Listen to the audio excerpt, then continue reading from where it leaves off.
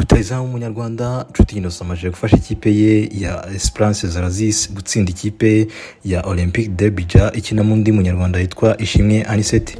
Ni umukino warangiye ari ibitego 3-0 muri shampiyona ya Tunisia. Nshuti Innocent yinjiye mu kibuga asimbuye ku minota 32, ubundi ku minota 33 nyuma y'umunota umwe gusa ahita atsinda igitego cye cya mbere. Ku munota wa 73 nyuma y'iminota 10 yaje gutsinda igitego cye cya kabiri muri uwo umukino muri rusange urangira ari ibitego 3-0.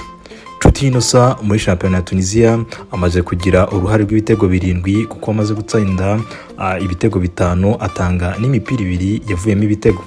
Mukomeze kudukurikirana mwandika www.thedrum.rw ubundi ubona amakuru menshi cyane y'imikino tugenda tubagezaho. By'umwihariko ushobora no kunkurikira ahanditse Mugisha Emmy Calvin kuri Instagram, ubundi tugakomeza kubana umunsi kundi, ndetse na The Drum Africa TV aho uyibona hose ukomeze kuyikurikira kugira ngo ujye ubona amakuru menshi cyane y'imikino tubagezaho.